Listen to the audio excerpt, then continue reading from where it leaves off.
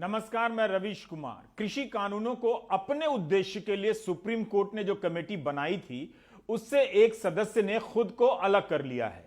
भारतीय किसान यूनियन के अध्यक्ष भूपिंदर सिंह मान के नाम को लेकर काफी चर्चा हुई थी कि ये तो कानून के समर्थक हैं, वैसे सभी हैं। आज उन्होंने पत्र लिखकर कहा कि जिस तरह से किसान संगठनों और पब्लिक में संदेह की स्थिति पैदा हुई है, उसे देखते हुए मैं कोई भी त्याग करने के लिए तैयार हूं। भूपिंदर सिंह मान के इस कदम की तारीफ की जानी चाहिए। संयुक्त किसान मोर्चा ने कहा है कि वे इस इस्तीफे को अपनी छोटी जीत के रूप में देखते हैं। भूपिंदर सिंह मान एक समय पंजाब के बहुत बड़े किसान नेता थे, लेकिन जब उन्होंने अपने पॉलिटिकल इंटरेस्ट के लिए अपनी पोजीशन का पर्सनल यूज़ इस्तेमाल करना शुरू किया तो उसके बाद उनकी इमेज ख़त्म हो गई।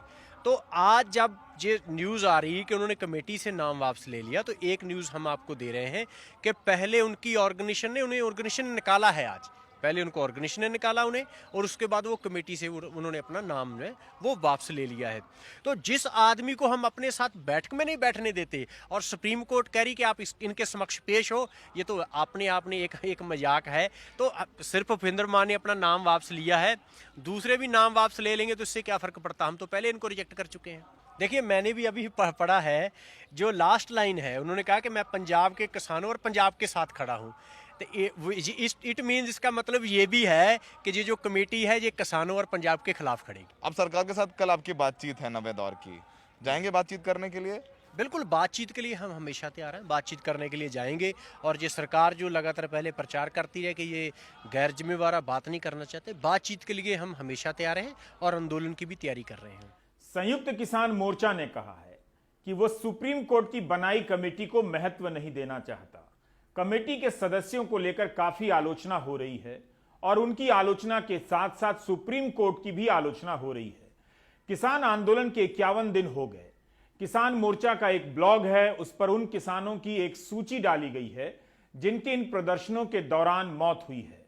संयुक्त किसान मोर्चा ने इन्हें शहीद का दर्जा दिया है। इस ब्लॉग को अनुरूप संधू, सजनीत मंगत और हरिंदर हैप्पी चला रहे हैं। ब्लॉग में 24 नवंबर से 13 जनवरी तक किसानों की मौत का विवरण है और इनसे जुड़ी प्रकाशित खबरों के लिंक भी दिए गए हैं। प्रदर्शन के 50 दिन पूरे होने पर मरने वाले शहीदों की संख्या 121 बताई गई है। कहान सिंह की मौत सड़क दुर्घटना में हुई तो गुरमेल कौर की हार्ट अटैक से, गुरजन सिंह की मौत हार्ट अटैक से हुई और सूचा सिंह की मौत खुदकुशी से। शहीद होने वाले ज्यादातर किसान 60 साल से ऊपर के हैं। संयुक्त किसान मोर्चा इन किसानों को शहीद कहता है क्योंकि ये सभी आंदोलन में शामिल होने के दौरान मौत के शिकार हुए। यह सिर्फ संख्या नहीं है, हर मौत के पीछे एक लंबी दास्तान है। जैसे आप सरदार सुरेंद्र सिंह सिद्धू जी के बारे में नहीं जानते हैं। सरदार सुरेंद्र सिंह सिद्धू के बारे में मध्य प्रदेश की पूरी बीजेपी जानती होगी। ग्वालियर संभाग का हर बीजेपी का नेता और मंत्री जानता होगा। उन सुरेंद्र सिंह का नाम भी 121 शहीदों में शामिल है और जिनके बारे में आज हम बताना चाहते हैं। आजीवन बीजेपी के लिए काम करने वाले सुरेंद्र सिंह ने कृषि कानूनों के खिलाफ मोर्चा खोल दिया। ग्वालियर में इन कानूनों के खिलाफ प्रशासन को ज्ञापन दिया और 2 दिसंबर को ग्वालियर से किसानों का जत्था लेकर निकल पड़े। इस जत्थे में 2500 लोग थे। 50-60 ट्रॉलियां, 100 से अधिक गाड़ियां ग्वालियर से 260 किलोमीटर की यात्रा कर पलवल में मोर्चा बना लिया कृषि कानून के विरोध में। 3 जनवरी को सुरेंद्र सिंह जी का निधन हो गया। 13 जनवरी को उनकी अंतिम अरदास थी। ग्वालियर के चिनौर तहसील के मैना गांव के रहने वाले थे। आपको यकीन दिलाता हूं कि सुरेंद्र सिंह जी की कहानी से किसान आंदोलन और भारत की राजनीति का एक ऐसा चेहरा सामने आता है जिसे सामने लाने में किसी को दिलचस्पी नहीं है। यकीनन कृषि मंत्री नरेंद्र सिंह तोमर को तो बिल्कुल ही नहीं है, जिनके चुनाव में सुरेंद्र सिंह ने जी तोड़ मेहनत की थी। है ना कमाल कि अपने लिए काम करने वाले एक शानदार साथी की मौत पर कृषि मंत्री ने एक ट्वीट तक नहीं किया। पूर्व मुख्यमंत्री कमलनाथ ने ट्वीट किया है। हमें बताया गया कि सुरेंद्र सिंह 1984 से बीजेपी के साथ थे।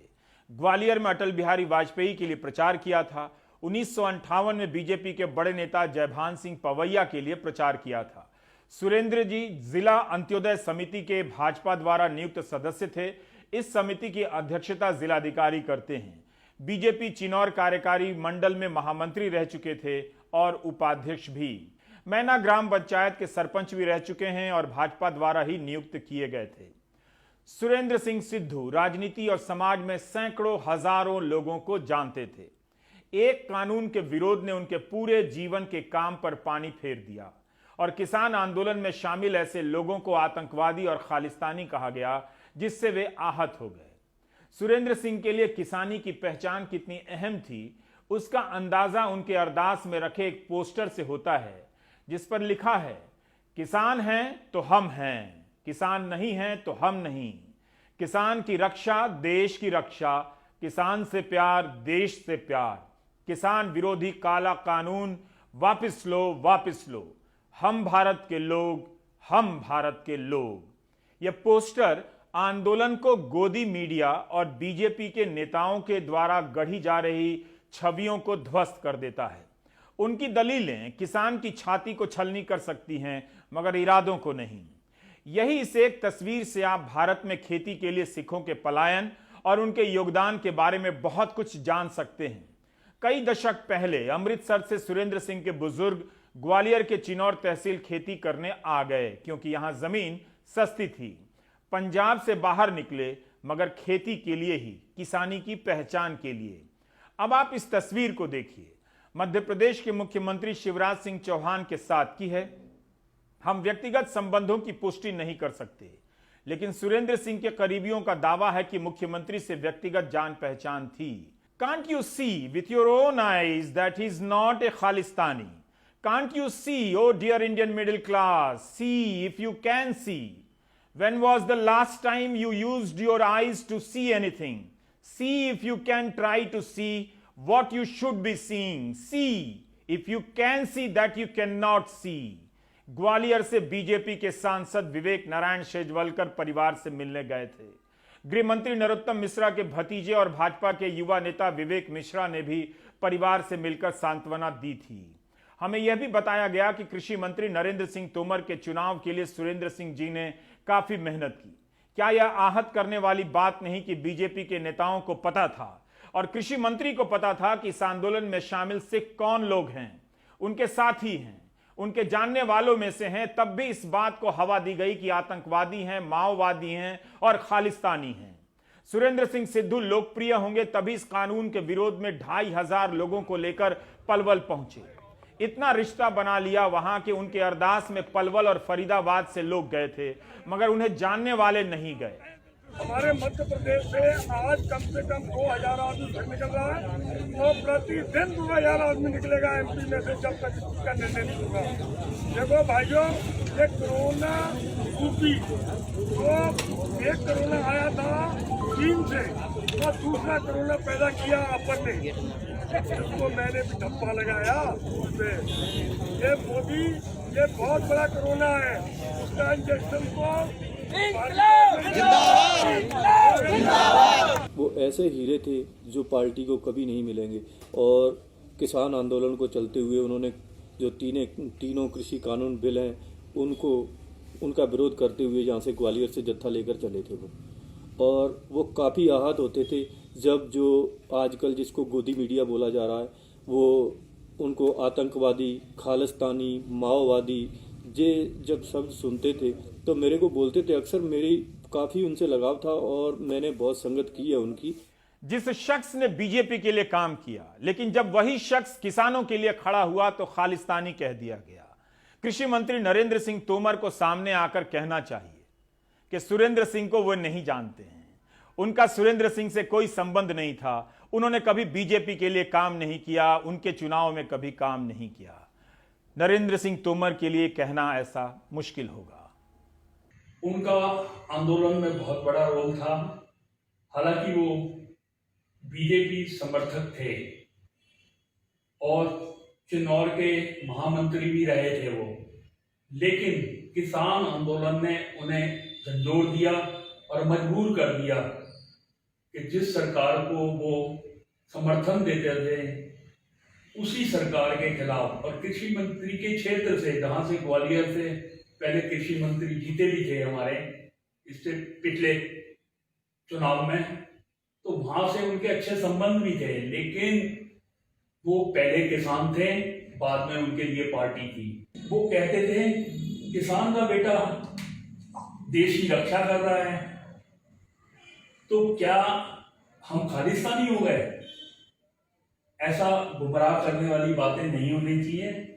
अब आते हैं उस महान दलील पर जो ये कहती है कि बुजुर्गों और महिलाओं को वापस चले जाना चाहिए क्योंकि ठंड और कोरोना है। सुप्रीम कोर्ट ने जब कहा कि कोर्ट चाहता है कि महिलाएं और बुजुर्ग ठंड और कोरोना के कारण वापस चले जाएं, तो दोनों को अच्छा नहीं लगा। महिलाओं को लगा कि यह उनकी राजनीतिक प्रतिबद्धता को कम आंकना है। यह दलील कुछ वैसी ही है कि महिलाओं को घर से नहीं निकलना चाहिए या महिलाओं को सिर्फ मार्च के महीने में प्रदर्शन करना चाहिए क्योंकि मार्च में बारिश नहीं होती है और ठंड नहीं पड़ती है। अजीब भी कितना गरीब हो गया है आजकल। किसान आंदोलन में शामिल महिलाओं की मौजूदगी कई तरह की तस्वीरों को बदल रही है। यह महिलाएं राजनीतिक दलों की तरह महिला मोर्चा की नेता नहीं हैं जिनका काम सिर्फ महंगाई के समय प्रदर्शन करना होता है, जहां उनकी मौजूदगी नेता के रूप में कम, बहन के रूप में ज्यादा समझी जाती है।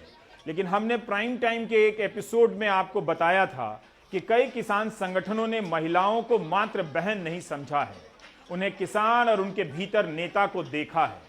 वे संगठन संभाल रही हैं, मंच पर भाषण दे रही हैं और पैसे का हिसाब रख रही हैं। वे किसी के पीछे पीछे नहीं आई हैं, बल्कि साथ साथ और आगे आगे आई हैं। कोर्ट को या किसी भी सामाजिक अध्येता को इसका अध्ययन करना चाहिए।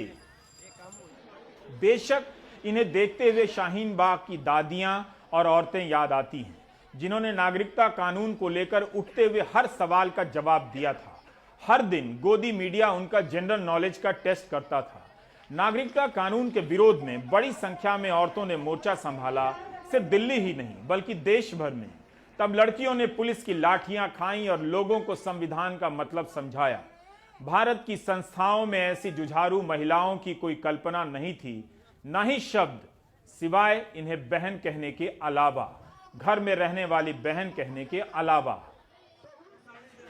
लौट कर आइए किसान आंदोलन में शामिल इन महिलाओं के इस दृश्य पर। ये केवल महिलाएं नहीं हैं, किसान हैं। आज की खेती का वास्तविक चेहरा गांव में कई किलोमीटर दूर पानी लाने से लेकर खेती की जुताई कटाई का काम करने वाली ये किसान हैं। इनकी मौजूदगी एक और बड़े बदलाव की तरफ इशारा कर रही है। पंजाब की इन महिला किसानों ने इतना तो हासिल किया है कि वे अपने घर गांव से कई 100 किलोमीटर दूर 51 दिनों के लिए आंदोलन पर जा सकती हैं, आ गई हैं। क्या यह सामान्य बदलाव है? उन्हें यह सवाल नहीं रोक सका कि पीछे घर कौन संभालेगा। उनकी यहां मौजूदगी बता रही है कि घरों में किसानी के कारण महिला पुरुषों के संबंध में कुछ बदलाव आया होगा। कायदे से कोर्ट से लेकर सभी को इस बात का जश्न मनाना चाहिए कि ये बदलाव पहली महिला पायलट या पहली महिला पुलिस अधिकारी के बदलाव से कहीं ज्यादा बड़ा और व्यापक है। उनकी इस लड़ाई को सर्दी के तापमान से नहीं आंका जाना चाहिए। इन्हें पता है कि खेती की बर्बादी ने सबसे पहले उनके घरों से, पुरुषों को खेतों और गांवों से दूर किया है।